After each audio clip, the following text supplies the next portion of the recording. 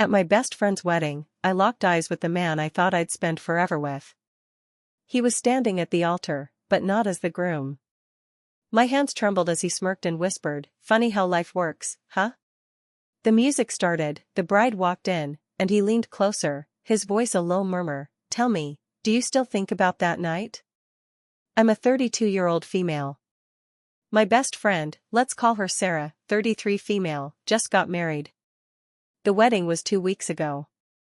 It was in a little church in Denver, the kind with tall stained glass windows and pews that creak when you sit down. I'd known Sarah since college. She was the kind of person who always had your back. Or, so I thought. I was one of her bridesmaids, so I flew in from Portland 2 days early. We spent the whole week leading up to it doing all the usual wedding stuff, hair trials, late-night wine, and talking, little jokes about nerves. She seemed genuinely happy, glowing even. I didn't notice anything weird. But maybe I wasn't looking closely enough. Then came the wedding day. Beautiful weather, sky like crystal.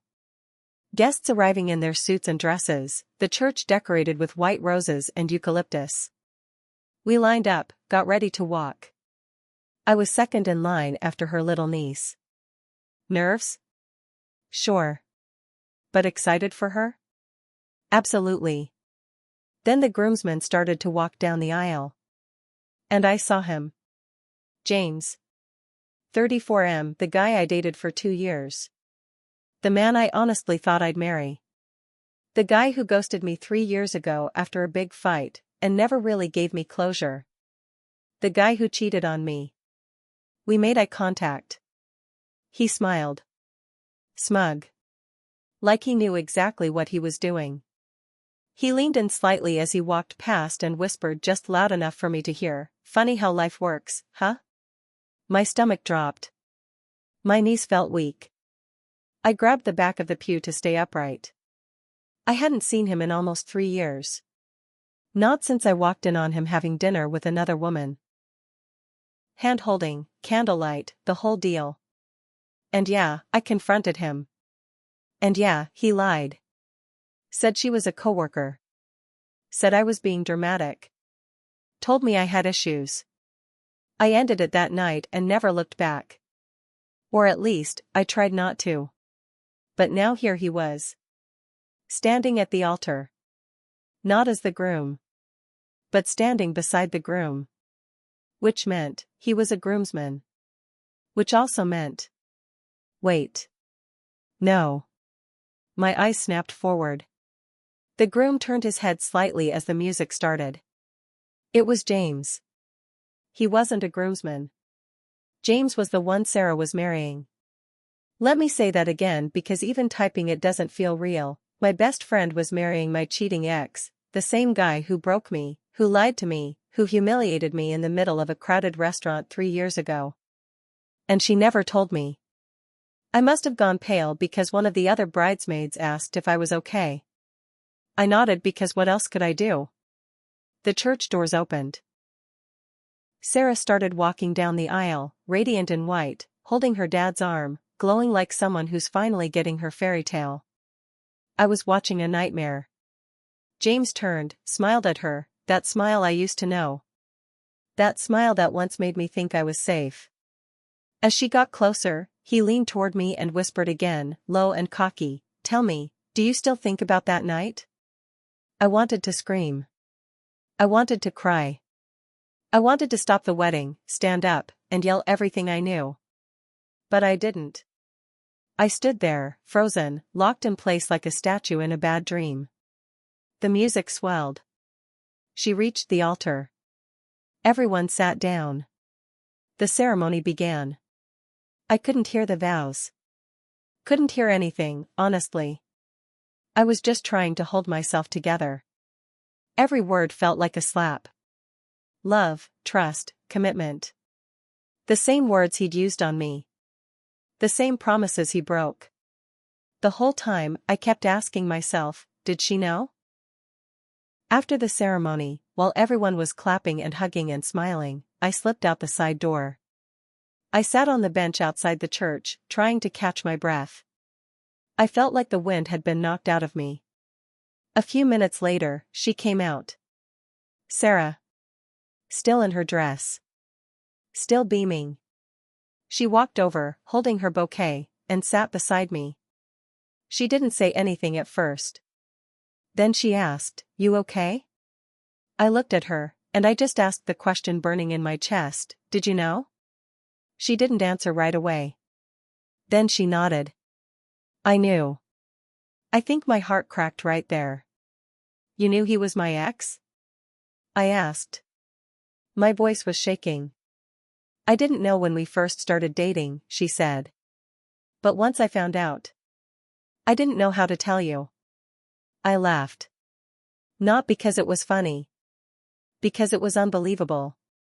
"So you just married him anyway?" She looked down at her hands. "You guys were over. It had been years. I didn't want to hurt you.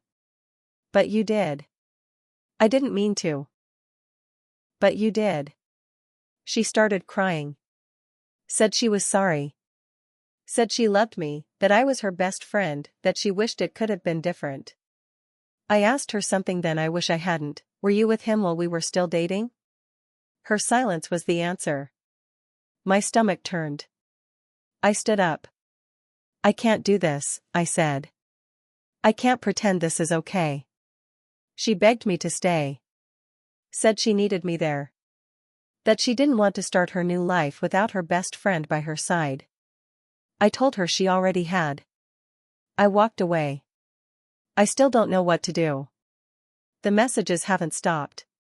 From her. From James. From mutual friends who think I'm being dramatic, who think I should just get over it. That everyone has a past. That they're happy now. But what about me? How do you forgive someone who looks you in the face and lies like that? How do you move on when the people closest to you betray you with a smile? There's more to this story. I haven't even talked about what happened after the reception. Or what James messaged me later that night. But for now, I just needed to tell someone. Anyone. Because the truth is, I'm not okay. And I don't know if I will be. Let me know if you want the rest. I stared at the screen for a full minute. My hands were shaking. I should have blocked him right there. But I didn't. Instead, I replied, "Why did you do this?" His answer came fast. "Do what?" I wanted to scream. I wanted to throw my phone out the window. Instead, I typed, "Date my best friend. Marry her. Show up at the altar and act like it was all some game." And then came his twist. "You think I didn't try to find you first?" I blinked. My fingers hovered over the screen. "What are you talking about?" After we broke up, I tried reaching out. A few months later. I called. Texted. Even drove by your place once. But you were gone. Moved. Changed your number. That much was true. I'd blocked his number. Changed mine. Moved to a new apartment. New city. I didn't want to be found. So you moved on? With her? I didn't know you two were close. Not until it was already happening. I didn't reply. He messaged again. I didn't plan any of this. But once it started, I couldn't stop thinking about that night. That night. 3 years ago. That night when we argued. The night I found the message from that woman. The night he said he didn't cheat. The night I left him. I shut my phone off. I couldn't take it. I stayed at a motel that night. I didn't want to see anyone. I didn't even take off my dress. I just collapsed on the bed and stared at the ceiling until I fell asleep. The next morning, I had 12 missed calls. 7 from Sarah. 3 from James. 2 from a number I didn't recognize. I didn't answer any of them. But then I got a voicemail from the unknown number. I played it. It was Sarah's mom. She was crying. "Sweetheart. I know you probably don't want to talk. But I need to tell you something. It's not what it looks like. Please call me back. What did that even mean? I didn't call her right away. I needed time. I went back to Portland, back to my apartment, trying to breathe again. 3 days later, I got a package in the mail. No return address. Inside was a flash drive and a note that just said, "You need to know the truth before it's too late." Then she started talking. If you're watching this, it means everything came out. Or it's about to. I don't know where to begin, but I need to start with the truth. She took a deep breath. James wasn't supposed to be mine. I knew that. I knew he was yours. And I knew what he did to you. I saw it happen. I didn't just find out later like I told you. I saw it. I was at the restaurant that night. He didn't see me, but I saw everything. I stopped the video. I needed a second. My lungs felt tight. She saw it? She was there? I hit play again. I followed you that night. You'd been acting weird for weeks. I knew something was going on, so I followed you. I saw you go into the restaurant, and I waited outside.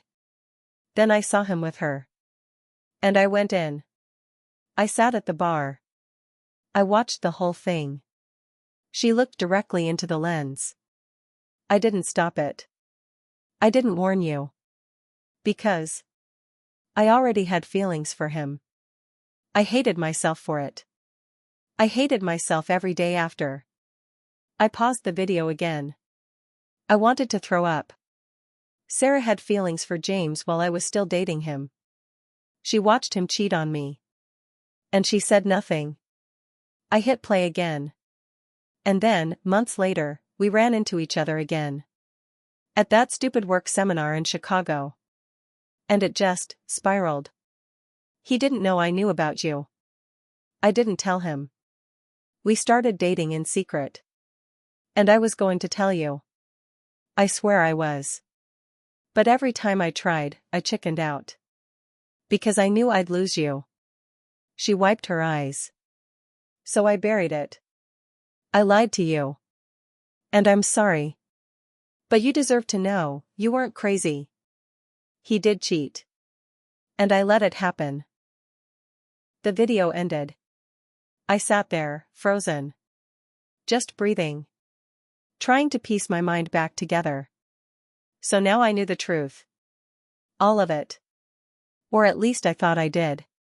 But that night, I got a knock at my door. It was James. Standing there with his hands in his pockets, looking like a man who had 100 things to say. And I wasn't ready to hear a single one of them. So James was standing at my door. Same guy who whispered in my ear at my best friend's wedding. Same guy who broke my heart 3 years ago.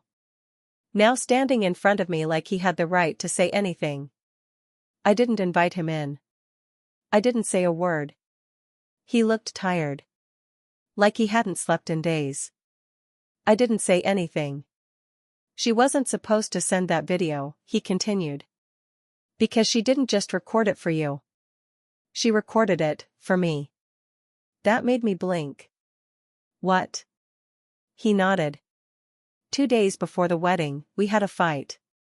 A bad one. She told me she still didn't feel right about the way things started between us. She said she was scared you'd find out. She was scared of what it meant. So she recorded that video to clear her conscience. I didn't know she sent it until after the ceremony. He rubbed his face. And I also didn't know something else. Something she told me the night before the wedding. I stayed silent. He looked up at me, eyes bloodshot. She didn't just let what happened that night at the restaurant happen, he said. She planned it. I laughed. Not because it was funny. Because it was unreal. You're telling me Sarah set me up? I said. He nodded slowly. She found the messages on my phone before you ever did, he said. She knew I was cheating. And she didn't tell you. Instead, she convinced that woman, Carly, to meet me at the restaurant. She made sure you'd walk in and see us together. She wanted to break you up. I couldn't believe what I was hearing. She used it as her shot, James said. I didn't realize until years later. She admitted it during the fight before the wedding. She didn't just fall into my life. She inserted herself into it. But you still married her, I said, voice flat. Yeah, he said. Because I thought, maybe I deserved it. That sentence hit weird. Like a red flag and a confession at the same time. Do you love her? I asked. He didn't answer right away. I don't know, he said finally. I think I loved the idea of her. I think I wanted to make it work so bad that I ignored what we did to you. I was shaking. With rage. With confusion. With everything. Then he stood. There's one more thing, he said. And I swear I didn't come here to cause more chaos. But you need to know. He reached into his coat and pulled out an envelope. He handed it to me. Inside was a letter. From Sarah. It was handwritten. 3 pages. And at the very bottom was a postscript. P.S. I'm pregnant. But I don't know whose it is. I sat down. Pregnant. And she didn't know who the father was. My world tilted again. I looked up at James. He nodded slowly. I didn't find out until the day after the wedding. She took a test that morning. Didn't tell me until we got back from the hotel. And the other guy? I asked. He swallowed hard. She admitted she was seeing someone. 4 months. Someone from work. Some guy named Brandon. He didn't know she was engaged. So now it wasn't just betrayal. It was a cycle. A full circle of lies. Sarah had betrayed me. Then betrayed him. And somehow, I was still in the center of it all. I folded the letter and set it on the table. James stood. He looked like he wanted to stay, but also like he knew he shouldn't. I don't expect you to forgive me, he said quietly. And I sure as hell don't expect you to forgive her. But if you ever want to talk again, just talk. I'm here. Then he left. And I sat alone. With a letter in my hand, a million questions in my head, and not a single person I could trust. Except maybe one. Carly. Yeah. That Carly. The woman I saw him with at the restaurant. I hadn't thought about her in years. But suddenly, something clicked in my head. Something Sarah said in the video, I watched it happen. I didn't stop it. But James had just told me Sarah orchestrated it. She set up Carly. And I needed to find out if that was true. So I opened Facebook. Typed in her name. And there she was. Still in Denver. Married now. 2 kids. But still, her. I stared at the message button for a long time. Then I clicked it. Hi Carly. I know this is random, but I think we need to talk. It's about something that happened a few years ago. You might not remember me, but I remember you.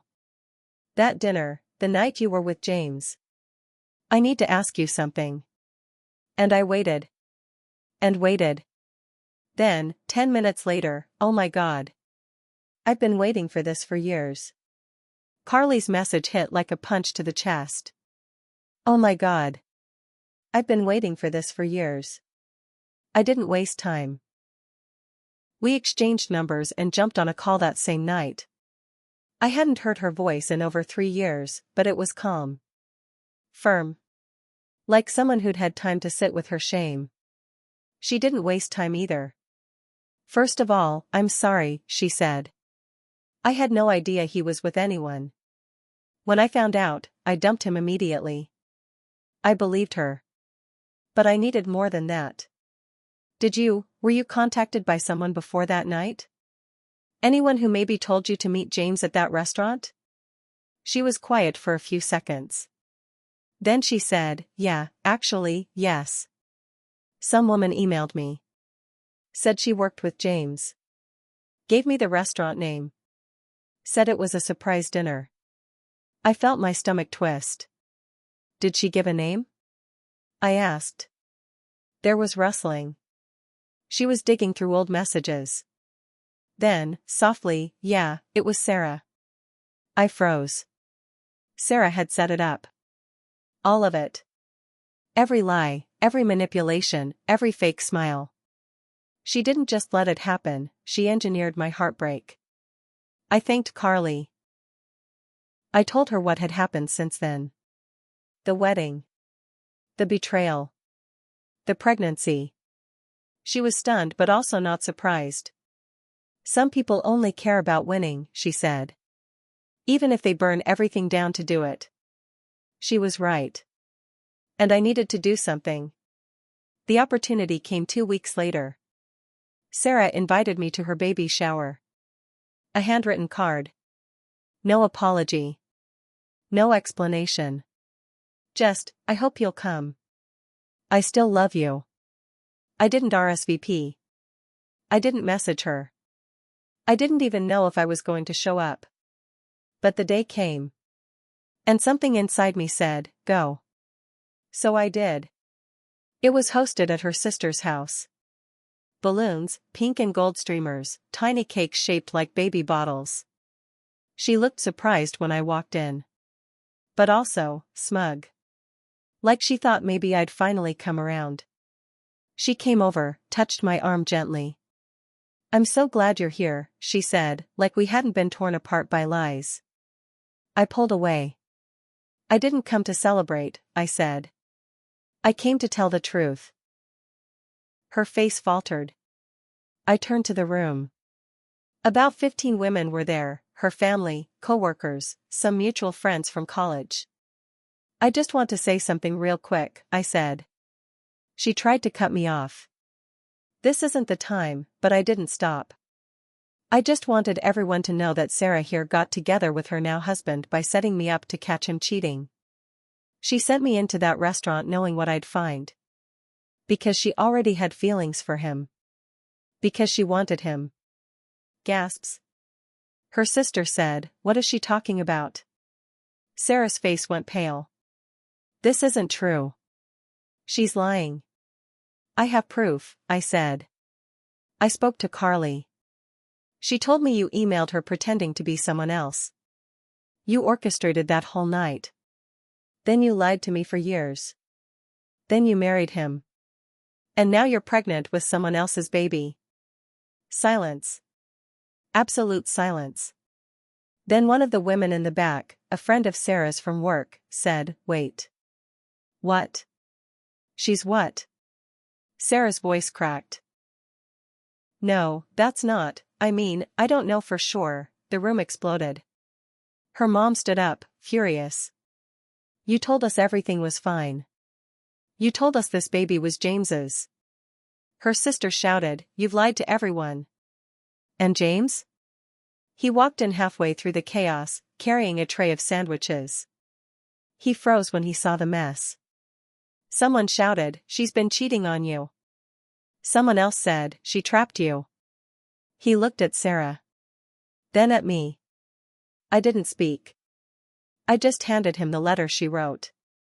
The one she said she was pregnant, but didn't know who the father was. He read it in silence. Then he dropped it. And walked out. Sarah fell apart. Right there, in front of everyone. Collapsed on the floor, crying, begging people not to leave. But they did. Everyone left. Including me. I didn't look back, it's been a few months now. James filed for an annulment. Turns out they hadn't even signed all the paperwork correctly, so legally, they weren't even really married yet. The baby? She had a paternity test done. It wasn't his. I haven't spoken to Sarah since. She tried. Emails. A handwritten letter. A voicemail I didn't listen to. I don't have the energy anymore. James moved out of Denver. I don't know where he is. I don't want to know. As for me, I'm okay. I've started therapy. I go hiking more. I sleep better. Sometimes I still replay everything in my head, wondering how I didn't see it sooner. How I let people so close hurt me so deeply. But I also know this, it wasn't my fault. People will lie. People will betray. But it doesn't make you weak for trusting. It makes them the coward for breaking that trust. I don't know if I'll ever speak to either of them again. But I do know I'm not the same woman who stood in that church shaking 3 months ago. I'm stronger now. And quieter. But not in a sad way. In a peaceful way.